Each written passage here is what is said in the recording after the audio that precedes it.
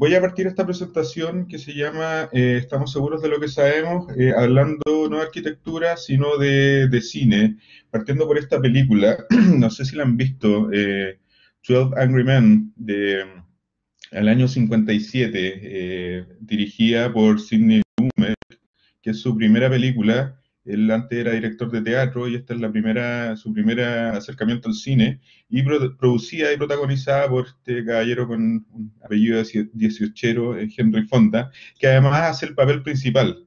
Y el papel principal es un arquitecto. Y esta es la historia de un jurado que tiene que deliberar en un juicio por asesinato, y donde todas las pruebas parecen condenar al acusado a pena de muerte. Y toda la película se filma en la sala donde sesiona el jurado a puertas cerradas, y más encima el jurado son 12 hombres. Eso implica que esta película, o sea, protagonizada solo por hombres y con una única locación, es como la receta perfecta para una película aburridísima. Pero ahí está lo notable, porque la película tiene una tensión súper fuerte, y uno siempre está esperando a ver qué va a pasar. Y eso se debe no solo a la maestría y a la dirección del montaje de Lumet, que va cambiando la altura y la duración de las tomas a medida que la película avanza, sino también a la trama misma. ¿Por qué? Porque 11 de los 12 hombres parten convencidos de que hay que condenar al acusado a la silla eléctrica. Y solo uno, que es el arquitecto, tiene dudas. No dice en ningún momento que el acusado sea inocente, solo manifiesta dudas respecto a su culpabilidad. Y como el veredicto tiene que ser unánime, la duda de este arquitecto es la que echa a andar la trama. Esa duda es la verdadera trama de la película. Y espero que esa misma duda sea la trama de esta presentación que voy a hacer ahora. Una agenda, según la RAE, es una relación ordenada de asuntos, compromisos o quehaceres. Es decir, en mi lectura de eso, consiste en cómo la visión de mundo se traslada a ciertas acciones. Hablar de agenda implica entonces definir una visión de mundo, un set de ideas o de principios base y una serie de acciones donde esos principios se materializan o son verificables. Entonces, creo que dado el encargo que ha hecho Rafa y Ernesto en este ciclo, tendría que partir por declarar cuáles son mis principios para después explicar cómo esos principios se materializan en ciertas acciones o propuestas o proyectos. Entonces, voy a partir con eso. ¿Cuáles son mis principios? Ser hombre, por ejemplo, o ser chileno no son principios porque no son cosas que hayamos elegido. Lo que sí puedo declarar como principios de vida son aquellas cosas que uno elige. Eh, por ejemplo, entre los tres que influyen en esta presentación, el primero es que elegí ser arquitecto. O sea, ¿y qué significa ser arquitecto? Significa saber que ante una pregunta hay muchas respuestas posibles, igualmente válidas, tal como en un concurso de arquitectura.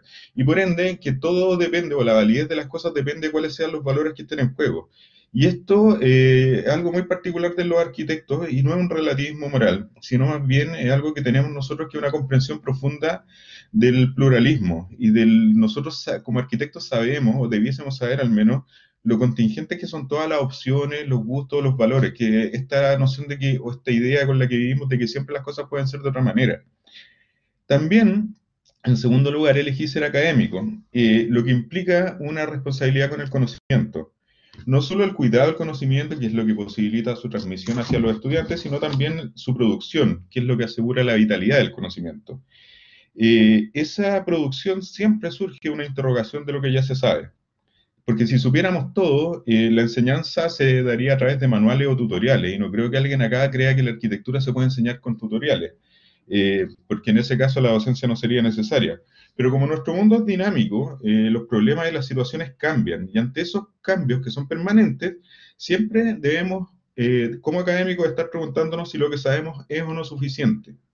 Entonces, ser académico significa estar constantemente haciéndose preguntas sobre el conocimiento, su validez y su vigencia. Y finalmente, el tercer principio que me interesaría declarar para explicitar esta agenda es el hecho de que soy de izquierda. Y ser de izquierda para mí significa oponerse a cualquier desequilibrio de poder. Esto, estar siempre consciente de que el poder debe ser compartido. Y esto significa una actitud crítica, o supone una actitud crítica y autocrítica. porque eso permite observar dónde se está desequilibrando el poder e incluso darse cuenta si uno mismo está desequilibrando, si está ejerciendo el poder de manera excesiva. Entonces eso nos lleva a poner todo en duda para poder y entender y a tratar de entender, dedicarle horas de pensamiento a entender cómo funciona el poder para poder reequilibrarlo. Foucault, de hecho, plantea esta actitud crítica bajo la pregunta ¿cómo no ser gobernados de una cierta forma? Que es, según él, la base de la actitud crítica surge de ahí. Y en nuestro caso sería cómo no ser gobernados de esta forma neoliberal y cómo no ser gobernados por ciertas ideas hegemónicas que nos parece que son, que a veces parecen imposibles de derrotar. Entonces, desde mi posición como arquitecto, académico y de izquierda, declaro que entiendo la arquitectura como una manifestación de la cultura, no solo como una profesión encargada de diseñar edificios. Y eso supone una crítica a la sobrevaloración de la práctica tradicional, al desprecio de esa práctica tradicional respecto de otras formas de arquitectura y hacia la inconsciencia ambiental del propio hecho de construir. Porque el construir le sigue sumando basura al planeta bajo la excusa que la construcción ayuda al crecimiento económico. Y esa actitud crítica supone un cuestionamiento a la propia arquitectura, para ver dónde están sus puntos débiles y a través de ellos agrietar ese discurso sólido. Básicamente, rebalancear esa hegemonía o reequilibrar la hegemonía. Porque ese discurso sólido que nos dice qué es arquitectura y qué no es una forma de poder. Y solamente desafiando esa forma de poder se puede hacer avanzar el conocimiento. De hecho, si uno lo piensa, todos los que han dicho en algún momento esto no es arquitectura han estado equivocados y eso históricamente está demostrado. La historia, o sea, persistentemente vamos viendo cómo esa gente se equivoca y la arquitectura y el avance con el paso del tiempo supera esos discursos que se entienden como arquitectura. ¿Por qué? Porque el conocimiento en arquitectura aparece justamente al cuestionar lo que se sabe. No aparece cuando glorificamos o cuando protegemos el conocimiento previo. Esos son los principios.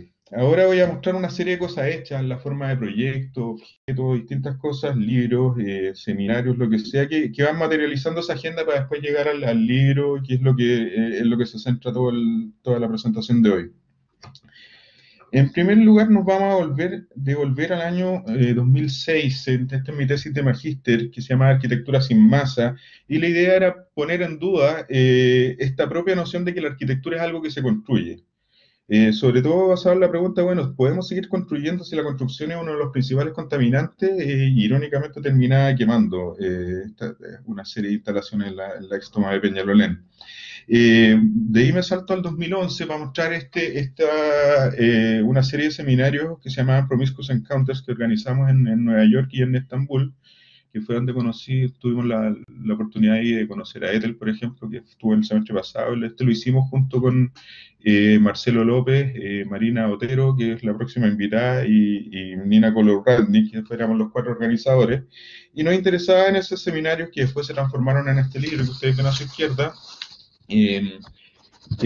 Nos interesaba poner en valor las formas alternativas de práctica y destacar aquellas prácticas promiscuas que no se comprometen con una forma o una visión en particular de la arquitectura, sino que están en una permanente búsqueda. Esto fue el 2012-2014. El 2013, esta fue la tesis con la que me gradué en Columbia, se llamaba Contemporary Section, y buscaba entender cómo funciona la arquitectura dentro de una ramificación mucho más amplia de factores económicos y mediáticos, en el sentido, nuevamente, reequilibrar la importancia de la arquitectura respecto a otros campos, y eso también basado en un interés por lo contemporáneo, justamente porque era de lo que nadie se estaba preocupando. Los historiadores se dedican a la historia y los arquitectos profesionales proyectan hacia el futuro y no había nadie preocupado del presente. Entonces me interesaba, nuevamente con esta idea del rebalance, volver a pensar, bueno, ¿qué es lo que nadie está mirando al presente? Ya, ¿cómo establecemos metodologías para estudiar el presente? Y esa era la base de esa tesis. Luego, una vez que vuelvo a Chile, ya a fines del 2014, si no me equivoco, partimos con esta serie en ediciones ARQ, que eran los ARQ Docs, que partieron como una crítica a los coffee table books, estos libros grandes, pesados, de mesa de centro, que nadie lee, que tienen solo imágenes, y que eran los libros favoritos de los arquitectos en ese entonces. Entonces nosotros nos planteamos, bueno, ¿cuál es el libro más liviano posible? Eh, y a la vez que tenga un contenido más de peso posible. Esa era la idea detrás de esta serie que iniciamos junto con Francisco Quintana, que estaba a cargo de extensión en la Escuela de Arquitectura, y yo en ediciones de RQ. Algo parecido es lo que pasa con la revista RQ en el, en el marco de mi trabajo en la editorial, que también era una revista que mostraba proyectos, una revista muy de elite y de nicho, y que mostraba proyectos y ensayos o investigaciones, pero con registros sumamente distintos. Y acá lo que nos interesaba fue, bueno, armemos un espacio para el conocimiento más avanzado posible, cuál es el conocimiento que está efectivamente desafiando lo que se sabe, y cómo los proyectos de arquitectura no solamente son cosas bonitas de las cuales sacar ejemplos para otros proyectos, ¿no? Sino más bien cuáles son los proyectos que están efectivamente poniendo algo en duda. De eso lo que hicimos fue igualar la forma en la que se presentan los proyectos y los ensayos o las investigaciones, proyecto y texto en igualdad de condiciones, al punto que si un proyecto no está bien argumentado al mismo nivel de una investigación, no califica para la revista por muy buen proyecto que sea. Eh, en ese sentido desafiábamos la forma, o eran la forma en la que se exponía o en la que se publicaba arquitectura, para nuevamente rebalancear la hegemonía de la práctica por sobre la investigación y viceversa, dejarlo en igualdad de condiciones.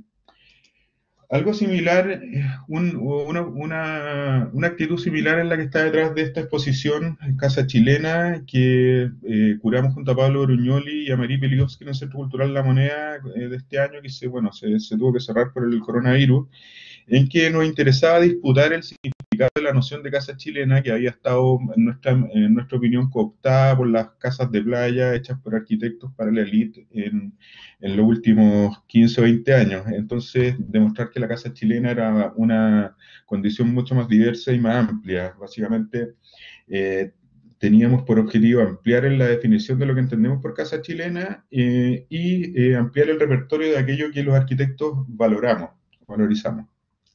Y esa misma actitud también aparece en este taller que hacemos con Ernesto Transacciones, en el Magíster en Arquitectura en la Católica, que acá nos interesa definir otros criterios sobre cómo proyectar, porque como los criterios arquitectónicos que definen qué es un buen proyecto o qué es buena arquitectura no tienen un sustento sólido en la práctica, uno podría eventualmente ponerlo en dudas en base a sus propias lógicas. Entonces, en el taller utilizamos las mismas lógicas, pero va a llegar a resultados completamente distintos. Y que, como están argumentados de una manera lógica, consciente y consistente, se vuelven relativamente irrefutables para quienes los evalúan, para los evaluadores externos que llegan a ver este taller. Y así llegamos, muestro esto como para dejar en claro que existe siempre esa actitud, o ha sido relativamente persistente, y eso es quizás lo que se podría definir como una agenda, que es lo que busca levantar este ciclo. Y eso también se hace evidente en Patologías Contemporáneas, este libro del año 2019. Ahí están las dos ediciones que hay, la chilena y la española. La española es la que ustedes tienen a su izquierda, que es la de DPR, y la chilena, con una portada un poco más recatada, es la que está a la venta acá, publicada por UCBAR también, pero es una coedición. Eh, ¿De dónde surge este libro? Surge a partir de un curso que dictábamos junto a Lucía Galareto en el Magíster en Arquitectura en la Católica, y que fue tomando un cierto peso, y se fue transformando casi en una obsesión o una mategación personal, que ya empieza a llegar y empezó a llegar a niveles patológicos, y la única manera de deshacerse de eso era escribiendo un libro. ¿De qué parte esto? Parte de un hecho bien puntual. En el 2018, los psicólogos Mota, Callahan y Sylvester hicieron un estudio en que le preguntaron a la gente, a un cierto grupo de gente en Estados Unidos, quién sabía más sobre la relación entre las vacunas y el autismo, si ellos o los médicos.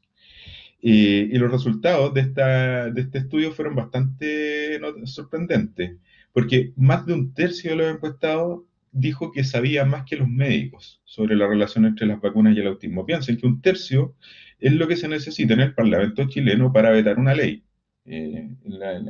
gracias al sistema a la Constitución del 80. Y entonces ese tercio de personas justificaba su postura contra las vacunas en base a esa supuesta sabiduría. Entonces, de esta manera, o a través de ese estudio, estos investigadores lograron demostrar lo que se llama el efecto Dunning-Kruger.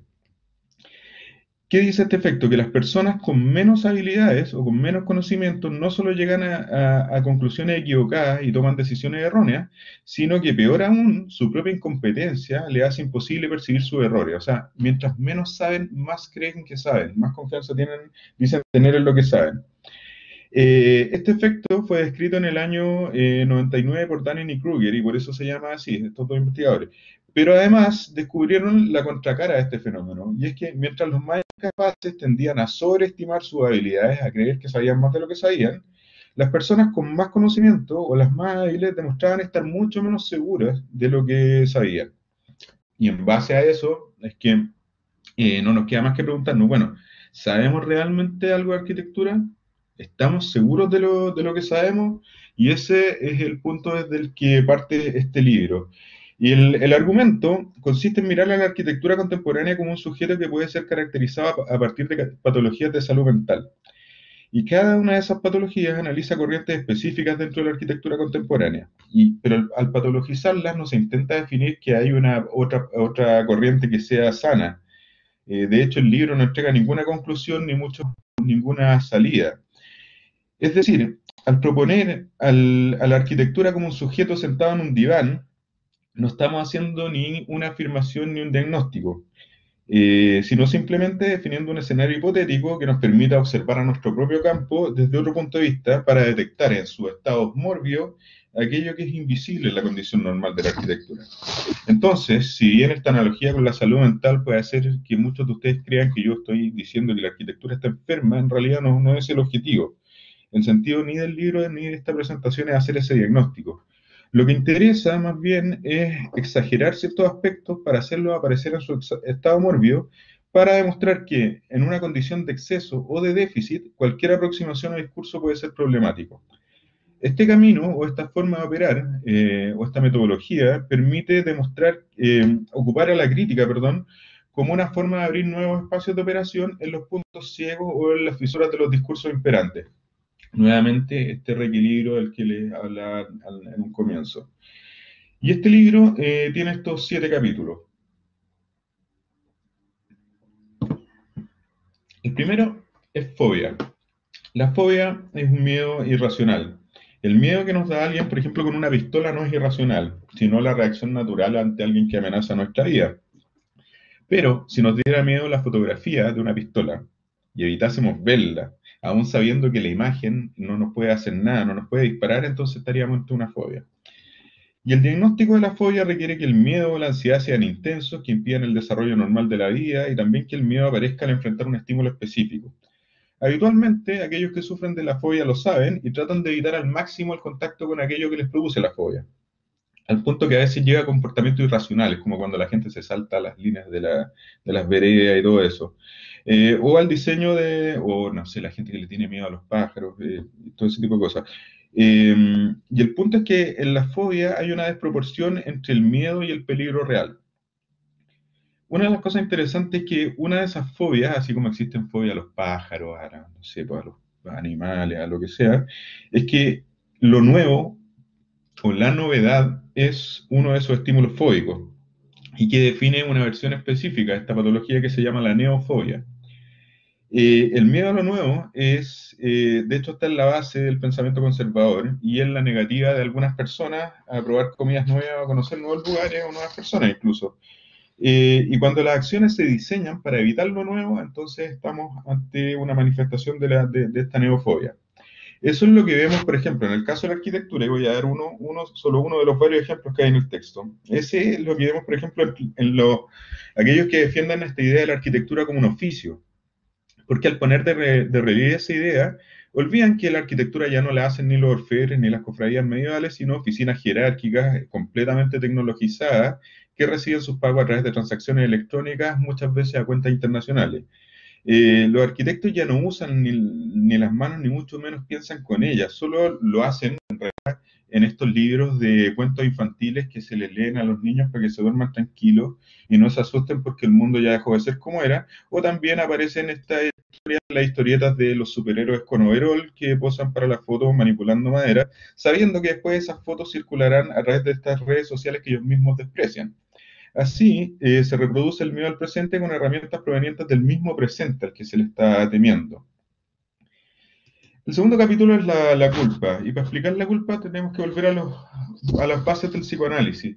El psicoanálisis postula la existencia del yo, el ego, y el superyo, que representa las demandas sociales a las que el ego se somete. La culpa aparece cuando los deseos del yo están en descalce con las posibilidades que el superyo le permite. Y como el super yo es aquello que está por sobre el sujeto, hablemos de las normas sociales como las leyes, la religión, la figura del padre o cualquier tipo de autoridad, este super yo opera como una policía que disciplina y orienta las acciones del sujeto. Así, cuando el super yo está en desacuerdo con los deseos del yo, aparece la culpa como una suerte de castigo represivo.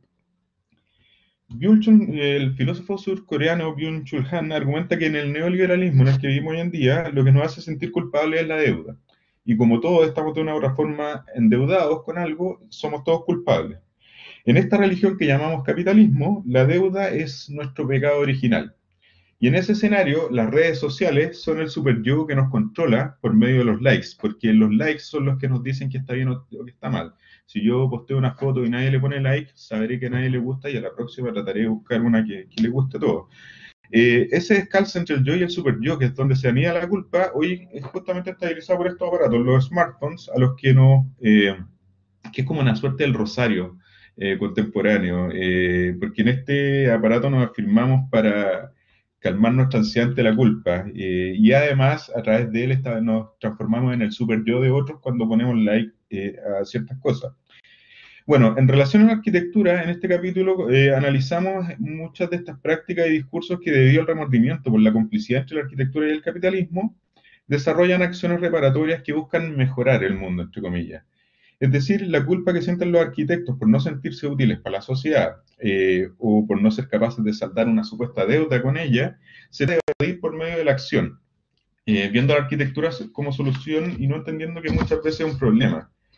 Y en la arquitectura contemporánea, esta culpa surge porque sabemos que vivimos en un sistema que genera desigualdad y amenaza la supervivencia de la raza humana. Y a la vez, no solo somos conscientes de que la arquitectura es una herramienta fundamental de ese sistema porque le da valor al suelo y genera un aumento de plusvalía y diferenciales de valor de suelo, sino también porque es una de las principales razones del cambio climático, porque sabemos que la industria de la construcción posee efectos múltiples y masivos en términos de la contaminación del planeta. Entonces, para sobrellevar esa culpa, una corriente de arquitectos contemporáneos la desplaza hacia acciones que aparentemente vienen a resolver los problemas, pero que en el mejor de los casos dejan las cosas tal cual están y en el peor incluso los agravan, porque nos hacen creer que los problemas se resolvían solamente con diseño, con un poco de pintura, y esto impide enfrentarlos en su complejidad real, como si se tratara de curar la histeria con baños de hielo, como se hacía en el siglo XIX. Estos arquitectos tratan de corregir un mundo que casi no tiene vuelta, pero como están contrañidos por las condiciones del entorno y ansiosos por hacer algo, en vez de cambiarlo con suerte pueden pintarlo o parcharlo. Y el mundo que parchan o pintan es este que justo después de 4 décadas de neoliberalismo y tras la crisis del 2008 nos ha dejado a todos en una situación súper precaria. Y en ese contexto es cuando surgen estas figuras como el arquitecto Noé que nos asegura que va a construir algo como un arca que va a salvar a la humanidad, o el arquitecto homeópata que propone un remedio que no cura ninguna enfermedad y al no curarla termina agravándola. El tercer capítulo es la obsesión compulsiva, que como ustedes bien deben saber, la obsesión es una perturbación anímica producida por una idea que se fija en el cerebro y que resiste los esfuerzos por librarse de ella. Y la compulsión es cuando un sujeto se siente internamente forzado a hacer algo, un deseo irresistible a actuar o comportarse de una cierta manera. En el trastorno obsesivo compulsivo, las acciones obsesivas realizadas de forma compulsiva son involuntarias. Por eso generan frustración o impotencia, porque no se pueden controlar. Pero en cambio, en la personalidad obsesiva compulsiva, las acciones compulsivas son absolutamente intencionadas, al punto que el sujeto está orgulloso de sus obsesiones. Esto último es lo que analizamos en este capítulo. Esas arquitecturas que persiguen la precisión y el orden como si fuera algo natural. De hecho, muchos entienden que la arquitectura es justamente un mecanismo para generar orden. Ahora, históricamente ese orden tendía a enmarcar la arquitectura dentro de una cosmovisión, que es una forma de entender el mundo. Por ejemplo, pensemos en la relación de la arquitectura egipcia o maya con el sol, o de los templos griegos con la óptica, etcétera. En todas esas alternativas, el orden arquitectónico apuntaba a un ideal mayor. Ahora, la diferencia entre la búsqueda de orden y la perfección actual, y que es lo que la convierte en algo potencialmente patológico, es que ya no surge en relación a una cosmovisión ni un proyecto político, sino que simplemente este orden existe para tranquilizar al propio arquitecto. El orden ya no señala la posibilidad de un mundo abstracto, superior o racional. Más bien, hoy se busca el orden y la perfección porque se lo entiende como garantías de buena arquitectura, cuando en realidad solo señalan la descripción, la crítica de un orden geométrico. Es decir, si bien la perfección geométrica o formal apareció en distintos momentos de la historia de la arquitectura, su manifestación contemporánea en un mundo sin una visión hegemónica no es más que un mecanismo de validación tautológica. Es decir, estas arquitecturas son consideradas buena arquitectura porque apelan a un orden geométrico y a su vez estas arquitecturas apelan a un orden geométrico porque así son consideradas buena arquitectura. Entonces esta obsesión compulsiva por el orden y la precisión también lleva al arquitecto contemporáneo no solo a hacer del dibujo un fetiche, porque en realidad el dibujo es la única parte del proceso que controla, sino también a dibujarlo a escalas que no se condicen con lo que puede llegar a realizarse en una faena constructiva. Aún así, toda esta obsesión por los detalles no es cuestionada ni interrogada, de hecho se valora y se aplaude en función de su valor como producto, independiente de que eso tenga efectivos resultados en la faena constructiva. El cuarto capítulo es Mal de Diógenes, que es este trastorno que caracteriza a quienes no pueden descartar cosas o separarse de las posesiones, independiente del valor real que tengan. Necesitan acumular cosas porque su descarte produce una cierta angustia. Y la dificultad de deshacerse de las cosas termina saturando los lugares. Mal de Diógenes, en el caso de la arquitectura, refiere a todos estos discursos contemporáneos de patrimonialización y protección de arquitectura. Sobre todo estos que dan muy pocos argumentos para explicar el valor de aquello que se está protegiendo. ¿Acaso no hemos preguntado por qué hoy en día nos da por proteger todo? ¿A quién le sirven esas herramientas de protección patrimonial? Inicialmente creíamos que servían para proteger algunas zonas de las inmobiliarias, pero después nos dimos cuenta que en realidad no, que solo servían en algunos casos, pero no en los que de verdad afectaban al gran capital. Mientras en paralelo, estos mismos protocolos se utilizaban para proteger cosas de las que quizás no nos sentimos tan orgullosos, como por ejemplo tener la estatua de un criminal de guerra en el centro de la ciudad de Santiago y pensar que a esta estatua se le protege más que a la vida de las personas, de carne y hueso, reales. El quinto capítulo es amnesia. La amnesia, ustedes deben saber muy bien, es la falta de memoria. Ahora, lo curioso, que es lo que me parece más interesante, es que los amnésicos no sufren por falta de memoria. No pueden sufrir porque no se dan cuenta, no saben que les falta la memoria. Los amnésicos solamente sufren cuando los demás les hacen que no tienen memoria. Entonces el real problema de la amnesia es político, es como la conciencia de ser diferente, de una diferencia, y el sufrimiento del amnésico entonces no es interno. Sufre cuando los demás le hacen ver que es distinto, cuando lo diferencian o lo aíslan. Y que esta persona tiene una desventaja con respecto a quienes sí recuerdan todo. El punto es que si esa diferencia no existiera, si todos fuésemos igualmente amnésicos, no habría ningún problema. Y eso es lo que ocurre hoy, no solamente en la arquitectura, sino en la sociedad contemporánea. La amnesia es parte constitutiva de la sociedad actual, aunque se trata de una amnesia voluntaria, por cierto. Pensemos, por ejemplo, en el resurgimiento del fascismo, que nos demuestra lo rápido que olvidamos las lecciones de la historia, o en los movimientos antivacunas, que con toda la información disponible igual eligen olvidar los siglos de desarrollo científico, o incluso hoy en día lo vemos en estos movimientos anti-mascarilla o anti-cuarentena, que tratan de hacer que la individualidad sea más importante que la sociedad. El punto es que hoy en día tenemos más información que nunca, pero elegimos no informarnos, elegimos olvidar toda esta historia. Entonces, en el caso de la arquitectura, Amnesia busca relevar un fenómeno contemporáneo, que es la profusión de bienales de arquitectura y su transformación en un circuito de eventos que proclama la renovación permanente de nuestra disciplina. Según The Biennial Foundation, Hay cerca de 250 bienales o trienales en las áreas de arquitectura, arte y diseño alrededor del mundo. Esto equivale a 250 eventos que en promedio se repiten cada 2 años, lo que implica más de 2 eventos por semana. O sea, y si cada uno de esos eventos apunta a levantar un discurso novedoso, tenemos como resultado un paradigma nuevo cada 3 días. Esto no es solamente una demostración de amnesia, sino además un pésimo negocio porque las propuestas quedaron obsoletas en menos de una semana. Pensemos en todo el esfuerzo que supone hacer una bienal para que luego los resultados se archiven con tanta facilidad. La amnesia nos impide darnos cuenta que las bienales en realidad no son eventos, sino que son más bien parte de un ciclo que le da una estructura al circuito.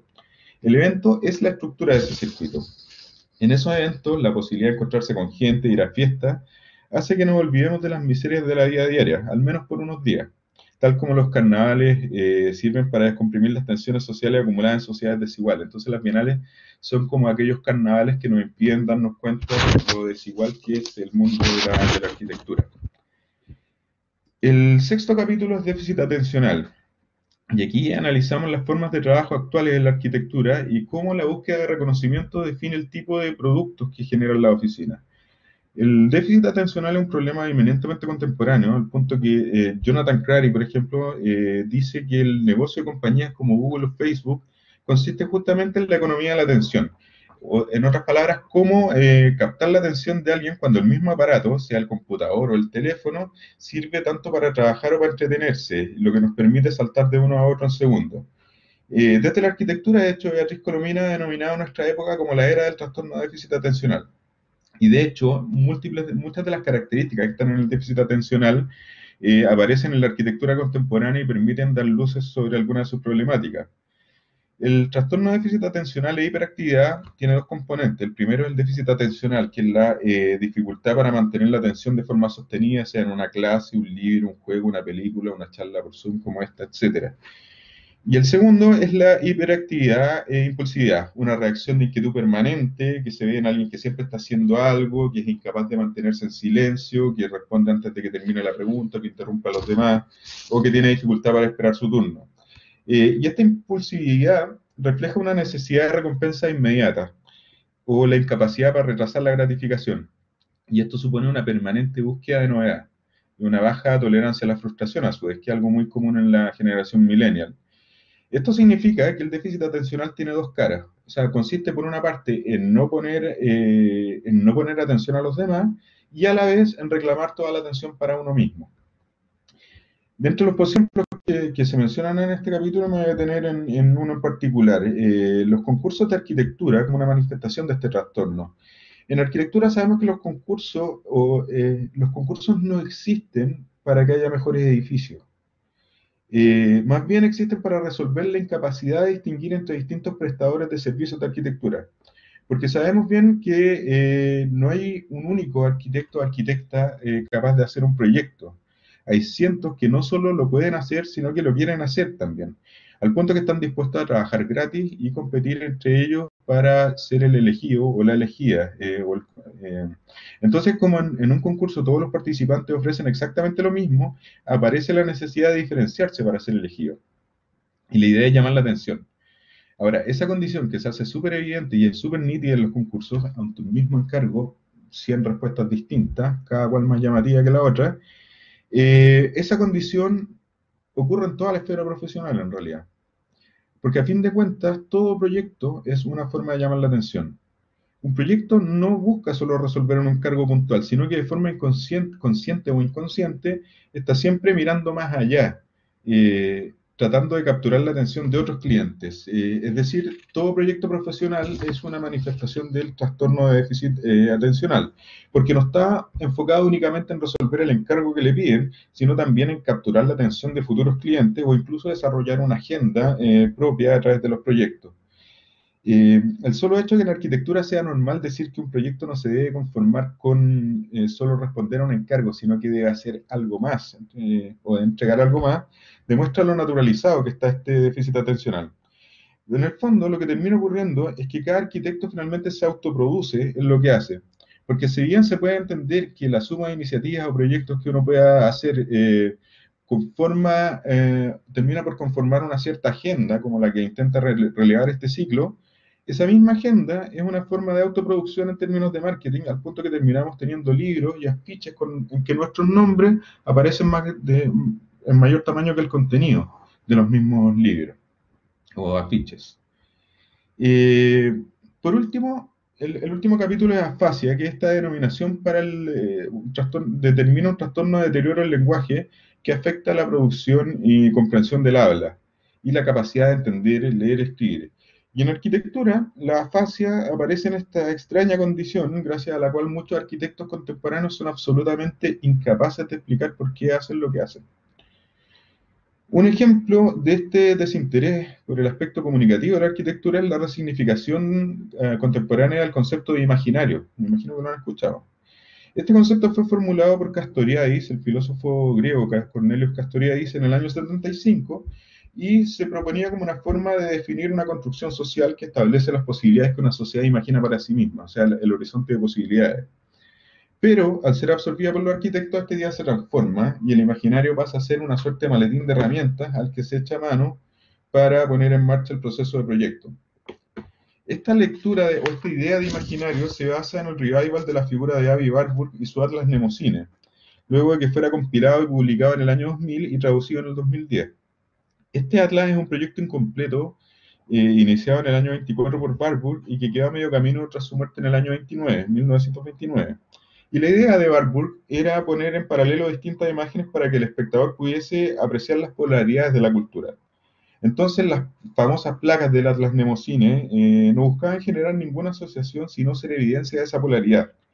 Eran un mapa de contradicciones, no de asociaciones.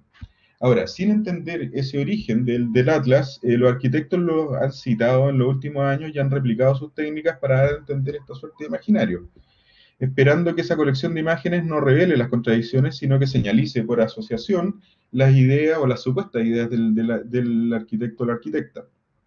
Ahora, lo que hacen esos arquitectos o arquitectas entonces no es un imaginario, es más bien un mapa de asociaciones como las que hacen los detectives o los periodistas. El punto es que este mapa de asociaciones ilícitas o criminales no es el argumento que se plantea en el juicio ni tampoco el que se publica. Es un medio para entender la situación, pero no es el argumento. El argumento se construye después en general. O sea, el argumento que el fiscal expone ante el juez o el que el periodista publica en una investigación es algo que se desarrolla una vez que están todas las piezas. Entonces, a pesar de que este mapa es un medio para un argumento, pero no el argumento, los arquitectos y arquitectas seguimos creyendo que con este mapa de imágenes basta y sobra.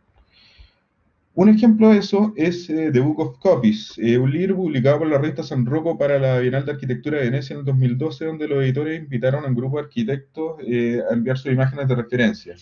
Y esas imágenes se presentan con una suerte de aura alrededor, apostando a transformarlas en el dispositivo validador de la práctica.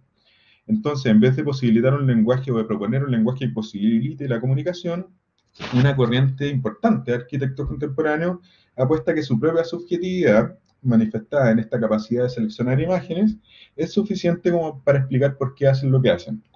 Todas estas imágenes casi siempre se muestran sin contexto, porque en el imaginario, en esta idea de imaginario, no importan las condiciones materiales ni técnicas de la imagen, solo le interesa lo que el arquitecto ve en ellas. Entonces transforman la función de las imágenes. Ya las imágenes no comunican, sino que expresan. No dicen, sino que señalan o señalizan. Esas imágenes se muestran siempre en blanco y negro o en sepia, casi como una forma nostálgica de ponerse a las representaciones digitales, y además casi siempre refieren a casos periféricos o lo que deja a quien presenta o a quien elige esta imagen en la posición del descubridor o el hipster, o bien son arquitecturas premodernas para demostrar una cierta sofisticación cultural de quienes las seleccionan. Ahora, como se aspira a que las imágenes comuniquen por sí mismas, quienes las eligen asumen que generan la misma reacción a todos quienes las observan. Así, esta lógica del imaginario toma un tinte paternalista. Las imágenes no solo reemplazan el discurso de arquitectura, sino que al suponer una memoria colectiva universal, contribuyen a ampliar esta brecha entre la arquitectura y el entorno. Nuevamente son un desequilibrio de poder basado en el conocimiento. En esta lógica, la palabra no importa, porque las imágenes pasan a ser el principal dispositivo de expresión, y su transformación en un fetiche es un síndrome que afecta cada vez más a arquitectos.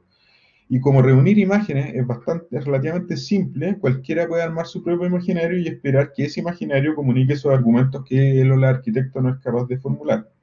Curiosamente, en una época en que la comunicación nunca fue tan accesible y rápida, los arquitectos hemos encontrado una forma de no comunicar, y no solo eso, sino más bien de sentirnos orgullosos por no comunicar. Todas estas patologías nos permiten mirar a nuestro campo de conocimiento sin los vicios de los conceptos propios de nuestra disciplina. Porque como la arquitectura afirma sus conceptos de forma positiva y propositiva, se dificulta una mirada autocrítica, mientras que al utilizar conceptos prestados podemos mirarnos con un grado mayor de desprejuicio. Necesitamos esa distancia porque a todos finalmente nos gusta la arquitectura. Nos gusta tanto que hemos sido capaces de estudiarla por 6 años o más en el caso de algunos de nosotros. Otros, como algunos de ustedes que están estudiándola en este momento, tienen que sufrir a profesores que le hacen la vida imposible, tienen que trasnochar por la arquitectura o incluso entrar a un Zoom para escuchar a alguien hablando en una pantalla por ella. Y en un ambiente donde hay algo así importante, es muy difícil ser crítico. Y ahí es cuando nos acordamos de nuevo de este personaje de Henry Fonda, cuando le preguntaba a sus colegas del jurado si estaban seguros de lo que sabían. En esa película nadie se ríe, todo el mundo es muy serio. De hecho, parecen arquitectos contemporáneos. Pero en esa película todo es muy serio porque lo que está en juego es efectivamente la vida de alguien. En arquitectura, en cambio, no nos jugamos en realidad nada importante. Pero igual, curiosamente, somos excesivamente graves.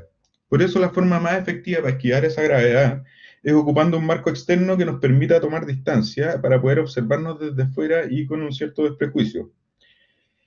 Porque personalmente, por mucho que uno pueda tener ideas y una agenda y todo eso, no creo que tenga mucho sentido tener una agenda que no deje espacio para reírnos y sobre todo para preguntarnos si es que de verdad estamos seguros de lo que hacemos.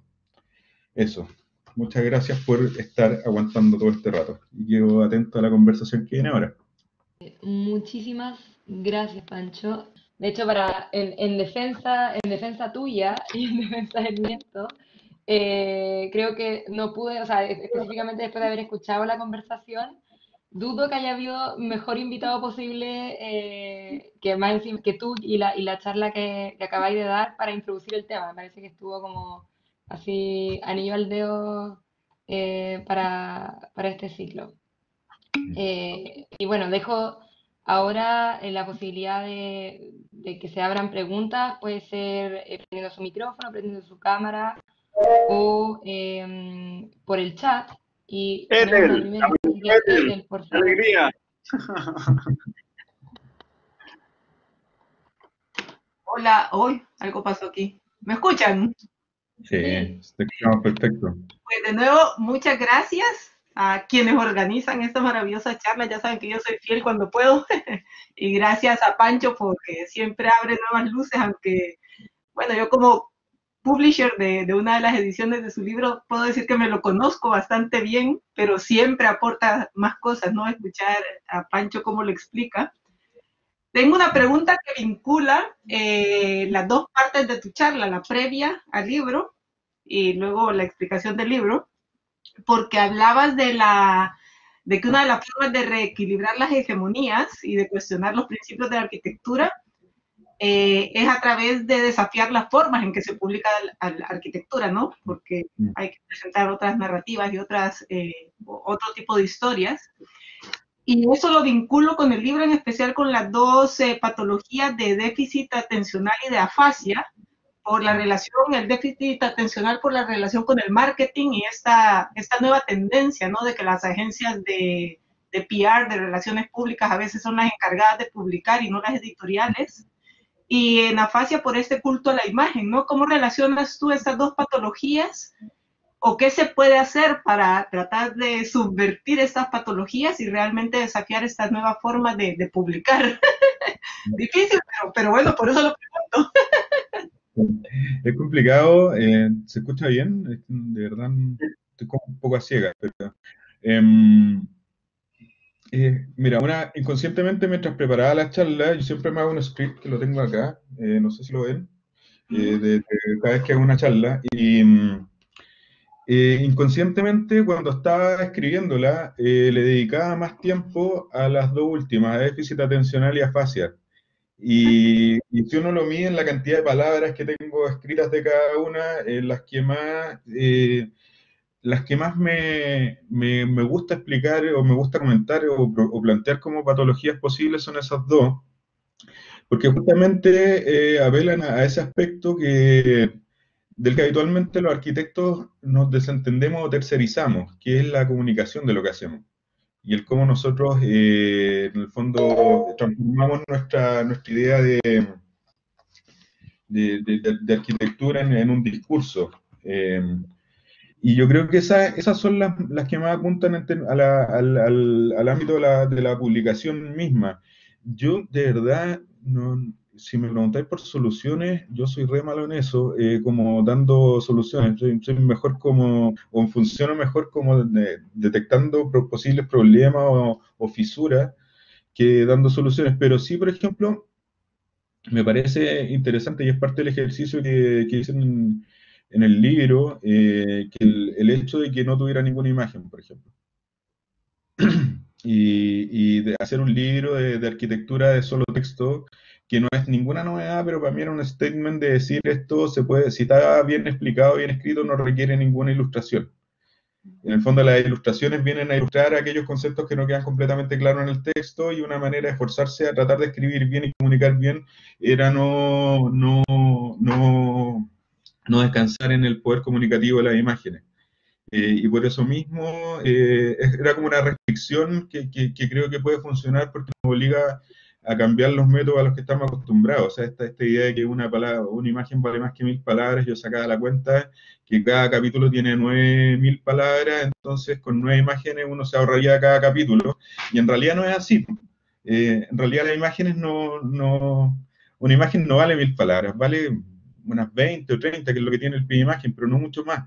Entonces yo ahí valoro mucho el valor de la palabra, o de lo que uno escribe, no en términos como sacros de la palabra, como si fuera la revelación, como la palabra divina, sino como medio de comunicación, tal como los dibujos en arquitectura son medios de comunicación también.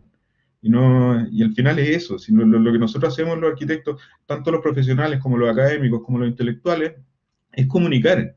Un arquitecto profesional comunica con sus dibujos a un constructor una serie de instrucciones.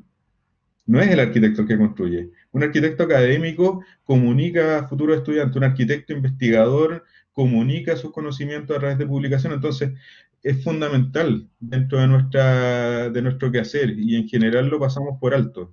Pero si me preguntáis, o sea, sé que ahí hay un problema, no sé cuál es la solución para ese problema, no la tengo, claramente. Pues nada, gracias Pancho. Ya con problematizar la situación yo creo que es suficiente para arrancar. Y de nuevo gracias a Ernesto y a Rafaela por organizar esto, y dejo ya el panel aquí para que alguien más se pregunte. Gracias. Sigo escuchando, ¿eh? Muchas gracias, Ethel. Muchas gracias, Ethel. Hay una mano levantada de Pepe Llano, así que si quiere le doy la palabra para que pregunte. Hola, ¿cómo están? ¿Cómo estás, Pepe? ¿Cansado? Sí. Cansado. Cansado, bueno, aquí en Valparaíso, pero cansado. Son vicisitudes. Oye, yo quiero hablar con el doctor Díaz, porque ya que estamos en diván. No somos, no. Bueno, pero estamos así. Mira, quisiera hacer una reflexión y me parece muy buena el input que habla sobre el Atlas Mnemosyne. Yo soy fanático de Avi Barbour porque me parece más interesante la historia clínica de él, claro. ¿Cachai? Que el mismo libro. Creo que es muy fascinante. Entonces, cuando empezaste a hablar sobre los procesos de comunicabilidad, es muy, muy, muy potente cuando hoy día, de alguna manera, el nivel de crisis que tiene la experiencia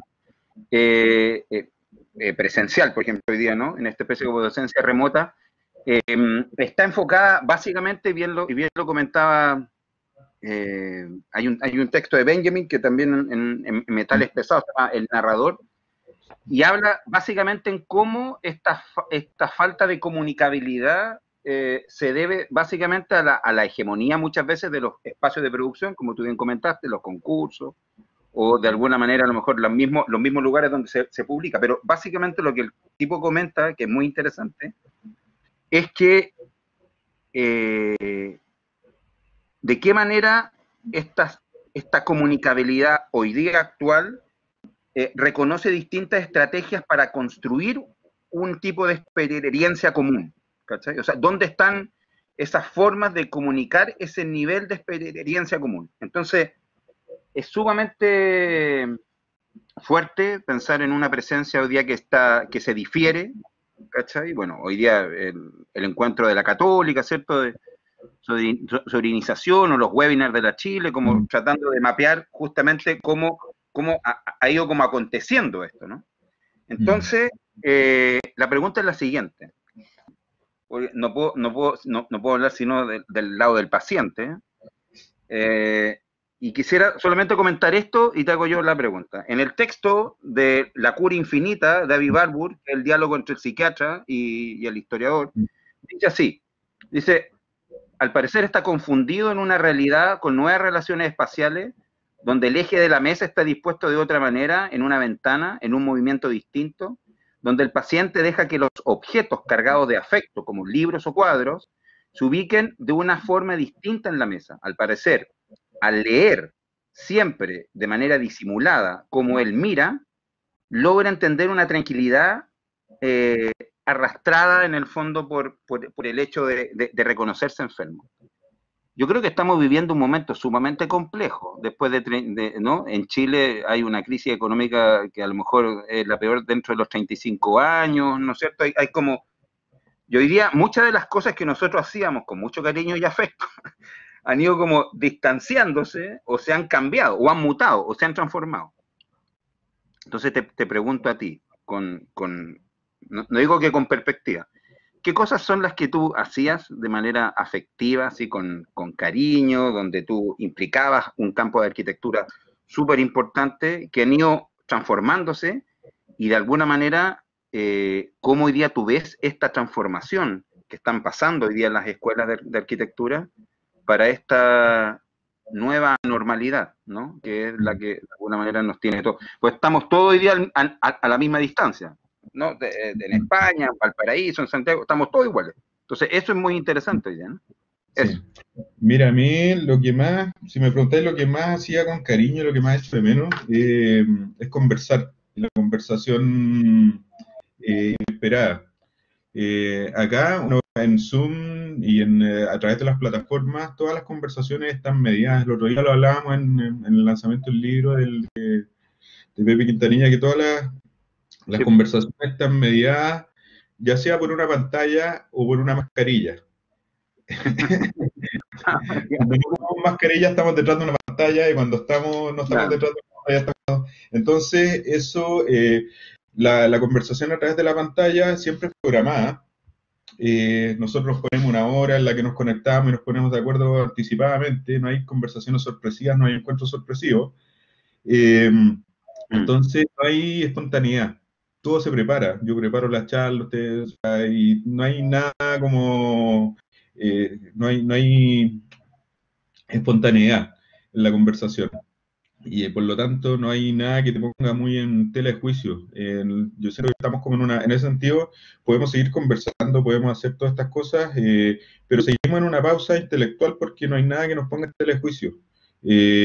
Porque como todo está preparado o todo está organizado de antemano para ser presentado ante la pantalla, no tenemos una interacción que nos saque, que nos mueva el piso.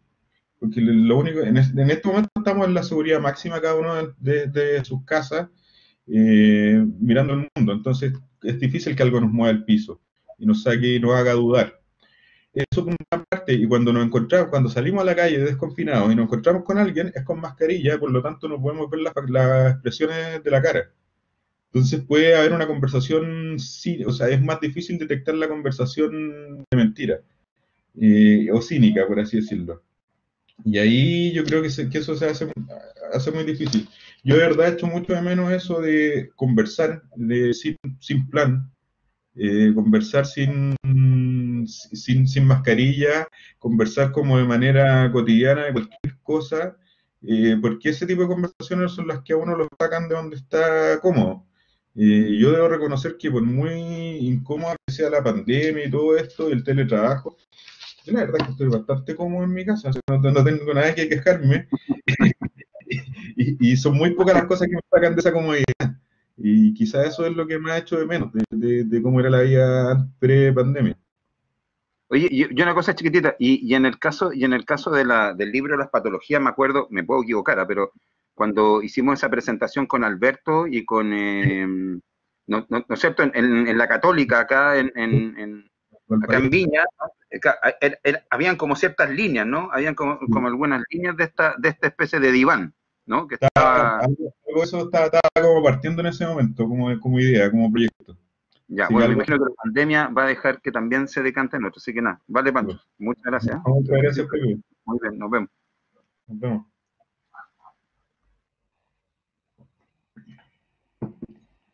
Muchas gracias por esa intervención muy interesante.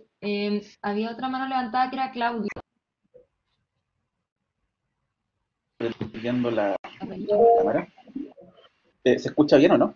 Sí, ¿cómo te, Claudio? Ok. Oye, Hola primero, Claudio, ahí te muchas vemos. gracias por... Sí. Hola Rafa, hola Pancho. Bueno, primero agradecer por lo interesante que fue toda tu presentación. Y no tengo una pregunta, sino que más bien un comentario a raíz de lo que hablaste. Y justo se conecta mucho con lo que estaba hablando recién. A raíz de que dijiste que extrañabas las conversaciones, eh, estaba pensando, a raíz de todo lo que dijiste, una experiencia.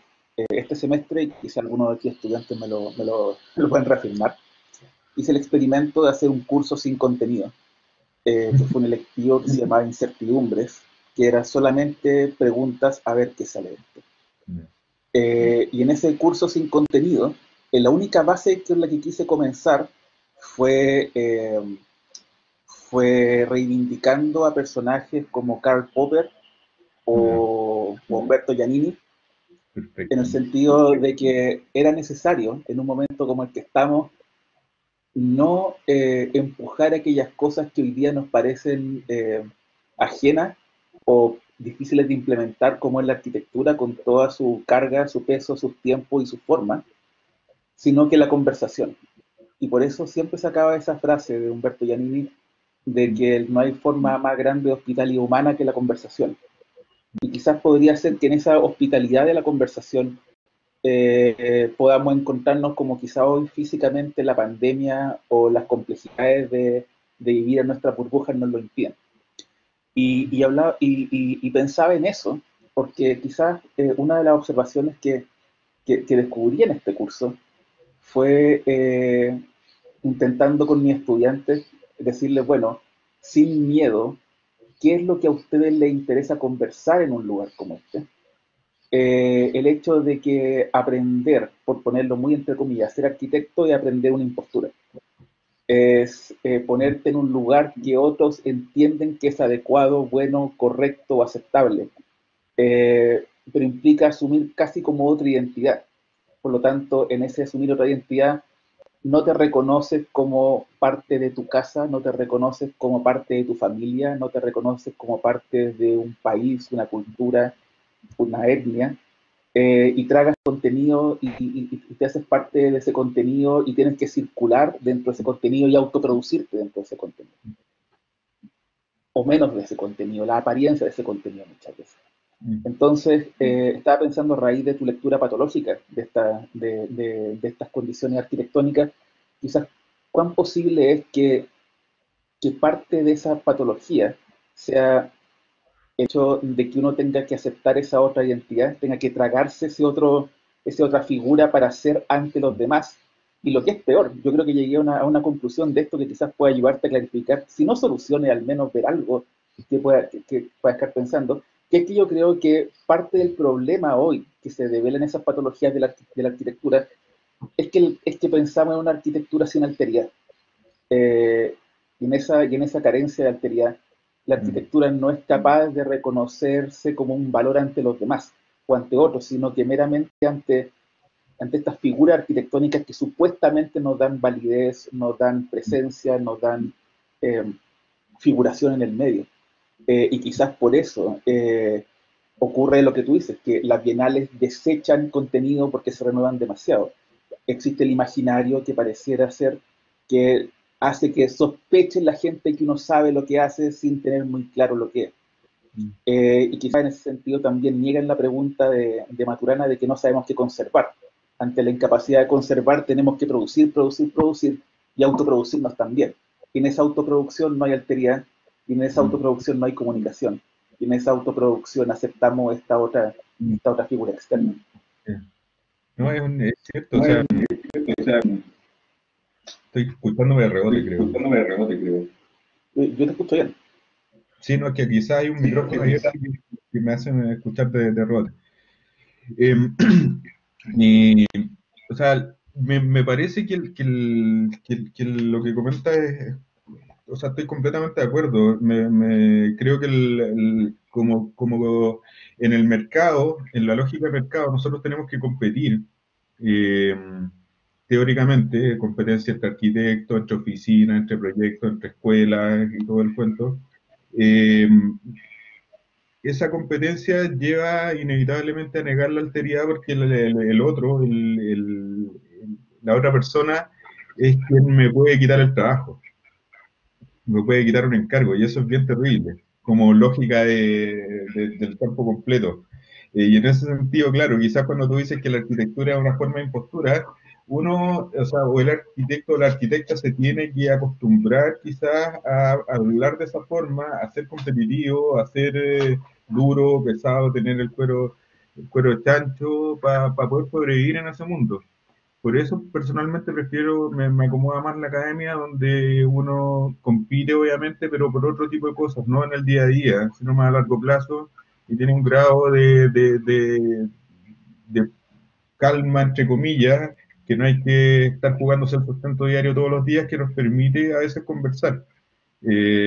Tan simplemente como conversar e intercambiar ideas con los estudiantes, que los estudiantes no están compitiendo contra ti. Y eso es muy agradable también, poder tener esas conversaciones sin esa noción de competencia.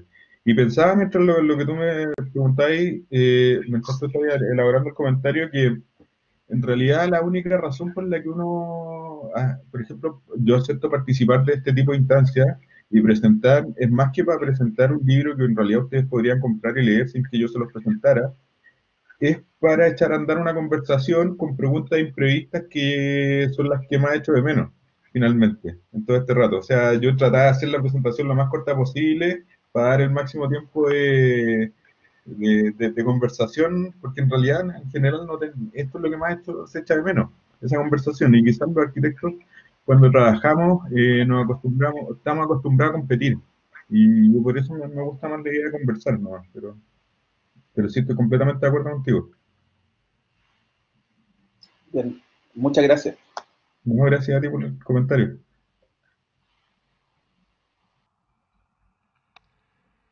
Súper. Ernesto, Había otra mano levantada de David David, Caral. ¿dónde la cámara? No sé si ahí está. Hola, buenas tardes, hola Pancho, hola a todos. En primer lugar, decirte que disfruté mucho la presentación, mucho, así que gracias por eso. Mira, tenía dos consultas que tienen que ver con las publicaciones. En primer lugar me llamó la atención, ¿me escuchan bien? Sí, Me llamó la atención que las cubiertas del libro sean un poco distintas. Es decir, como que la imagen de la publicación en España es más potente. O sea, si yo pudiera comprarme uno de los dos, bueno, voy a tener que comprar el chileno, pero preferiría la versión española. Entonces, quisiera saber, o sea, ¿por qué esa diferencia? Si tuviste miedo a propósito del poder no sé, de perder tu trabajo, de tener problemas, ¿por qué no utilizar una imagen radicalmente distinta? Bueno, te dejo esto sobre la mesa, uno. Y en segundo lugar, a propósito de la revista RQ, bueno, decir que la colección de bolsillo de los docs, soy un fan. Me parece que es una aportación tremenda incluso pensando en los estudiantes que puedan conocer esos nombres, poder leerlos, etcétera. Creo que es una aportación, una verdadera aportación. Y a propósito de la revista RQ y del poder, o sea, quisiera conocer tu opinión acerca de las agencias de acreditación de la calidad, digámoslo así, o lo que son las indexaciones. Es decir, que una revista está sujeta, y esto las instituciones lo desean, a entrar en estos sistemas de indexación que exigen periodicidad, es como una camisa de fuerza en cierta medida, que dejan luego poco margen para otras formas complementarias al artículo científico y que pueden tener que ver desde la forma de escribir y de argumentar. En definitiva, lo dejo aquí, pero quisiera saber tu opinión acerca de lo que significa que la revista, qué cosas quedan fuera o todo eso, ¿no? No sé si me explico con el planteamiento. Así que, bueno, muchas gracias, Pancho. Y gracias, Rafaela y Ernesto. Sí, no, gracias, David. Qué bueno verte. Están todos con el pelo más largo, todos después del... Es notable eso. A ver, respecto a lo de las imágenes de la portada, no sé si vieron en el chat que Ethel puso una imagen, la carita con los lentes, así como... porque en realidad eso fue una, entre comillas, una casualidad, pero una casualidad virtuosa. La imagen de portada original es la de Charlotte Perriand en la Chase Long del año 19, creo, 24, creo que en la foto no me acuerdo bien. Y esa es una imagen muy característica porque o sea, es muy especial y por eso es la única imagen que tiene el libro, que es la de la portada. Y fue elegida porque era la única imagen de un arquitecto, o arquitecta en este caso, de Charlotte Perriand, en un diván, que era la Chase Long de Le Corbusier. Y tenía toda esa lógica, aparte que implicaba todas las lógicas de poder que hay ahí implícitas, porque Charlotte Perriand nunca fue reconocida como la autora de la Chase Long, o sea, aparece como obra de Le Corbusier, pero en realidad es obra de ella, y ella aparece sentada pero sin dar la cara, entonces aparece como la modelo, pero en realidad es la autora de esto, y hay toda una serie de asociaciones bien interesantes con respecto a esa imagen. Y esa era la imagen original, y esa era la imagen con la que se suponía que también iba a salir la portada en España, que iba a ser exactamente igual a la edición chilena, pero por esas cosas lógicas colonialistas que hasta el día de hoy operan, resulta que el costo de esa imagen para el mercado chileno y latinoamericano, que era el que se había comprado para la edición chilena, era muchísimo menor que el de comprarla para editar en Europa. Porque se asume que acá somos unos pobres que no tenemos, no sé, porque necesitamos conocer estas cosas mientras que haya Entonces era imposible acceder a esa imagen por el costo que tenía para su distribución en Europa. Y ahí fue César de EPR, el partner de Ethel, encontró esta otra imagen que era una réplica de la misma situación, pero que era una instalación artística, un libro de fotografías, perdón, que se llama We Don't Embroider Cushions Here, creo que si no me equivoco, que hacían que era una investigación fotográfica sobre la utilización de la Chase Long de Le Corbusier para prácticas de machismo sexual. Y esa fue, entonces lograron conseguir los derechos de esa imagen, que era como una vuelta de tuerca sobre la que ya estaba pensando. Entonces le agregaba como otra capa de significado, pero no hubiese funcionado sola sin la otra previa. Y en ese sentido, entonces no es como miedo, yo ahora tiro la talla cuando hago la presentación de que en Chile se ocupó la más conservadora y en España la más... En realidad fue una casualidad, pero esa imagen no se entendería sin la previa, sin la edición, en el fondo siempre iba a referenciar a la imagen original.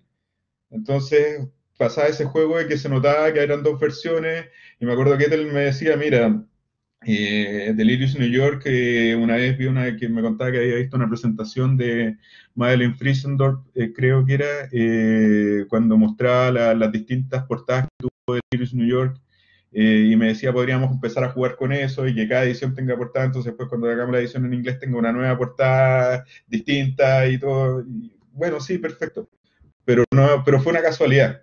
Entonces no tiene ninguna de esas asociaciones de, aunque sí, calza y por eso puedo hacer un chiste en relación a eso. Ahora, respecto a lo de la agencia de acreditación, estoy completamente de acuerdo. Si fuera por mí, no haría, yo creo que la indexación a la arquitectura le hace mal, al conocimiento de arquitectura no le hacen bien porque formatean a la arquitectura o el conocimiento de arquitectura, que es un conocimiento más especulativo y humanista, en lógicas de investigación científica medible dura. Y en ese sentido, no me gustan las indexaciones, encuentro que son una camisa de fuerza innecesaria. Pero una vez que entré a la revista, después de estudiar más o menos cómo operaba este sistema, me di cuenta que las indexaciones son tan cuadradas en el término, en el científico. Sí, Ethel dice que nada es casualidad en el chat. Eh, como son agencias científicas, no son agencias que midan calidad, son agencias de medición e indexación. Entonces, si uno se mete bien en ese proceso, se da cuenta que estas agencias lo que miden es forma, no fondo.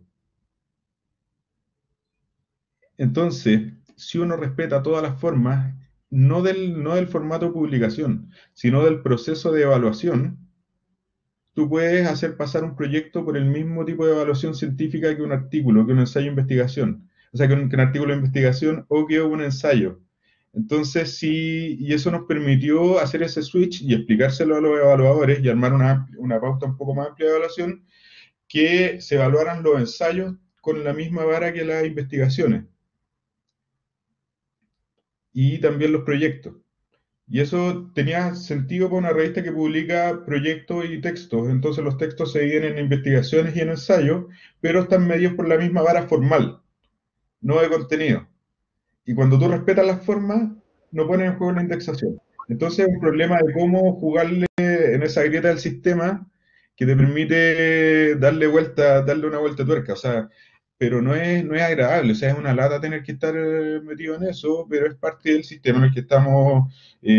Nada, pues todas las universidades en algún momento eligieron adscribirse a ese sistema y es parte de las condiciones que uno acepta de entrada, que cuando uno acepta el trabajo.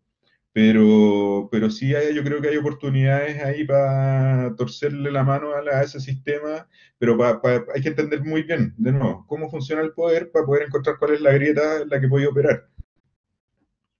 Solamente agradecerte a ti, Rafa, por invitar a Pancho. Pancho te invitó a la Rafa, no yo, para evitar tantos problemas. Me gusta, quería ponerte en aprieto. Sé que me invitó la Rafa, pero mi intención era ponerte en aprieto. Me atribuyo la responsabilidad.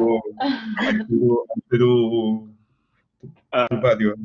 No, pero creo que nada, agradecerte sinceramente por la presentación a nombre de toda la escuela. Es un privilegio. Veo que Ethel sigue mandando cosas por el chat. Me encuentro fascinante eso. O sea, de las pocas, y creo que lo hablamos el semestre pasado, creo que de las pocas cosas que nos produce una alegría enorme, a pesar de lo controlado y todos estos dispositivos y las pantallas y que estemos encerrados y todo lo que ya sabemos, es al menos tener estas conversaciones y estas presentaciones. O sea, creo que son una maravilla. Y yo también me sumo a las palabras de David Caral. Yo disfruté enormemente la presentación y eso creo que pasa muy poco en general, y eso se agradece enormemente. Así que ahora puedo decir que es un privilegio trabajar contigo y te agradezco enormemente por la presentación a nombre de toda la escuela, y gracias, Rafa, por invitar a Pancho y por este inicio tan maravilloso para este ciclo charla. Y gracias a todos por conectarse. Creo que es una convocatoria increíble y es fantástico que esté Ethel desde allá, Pepe Llanos por acá, etc. Creo que es de las pocas cosas atractivas de esta plataforma, así que se agradece, y abrazos a todos, cuídense y gracias, Pancho. Muchas gracias a ustedes por la invitación y por aguantar esta conversa a la hora del almuerzo. Que nada, igual hay un poco de hambre, pero la conversación alimenta a su vez. Así que muchas gracias de verdad. Nos Muchas Gracias. vemos. gracias, Pancho, de verdad, fue muy, muy bueno. Y los dejo invitados a todos al resto de las charlas, ahí van a ir recibiendo la información. Sí, nos vemos. Gracias, Rafa. Abrazo a todos. Chao. Chao. Chao. Abrazo, chao, Gracias, gracias. chao.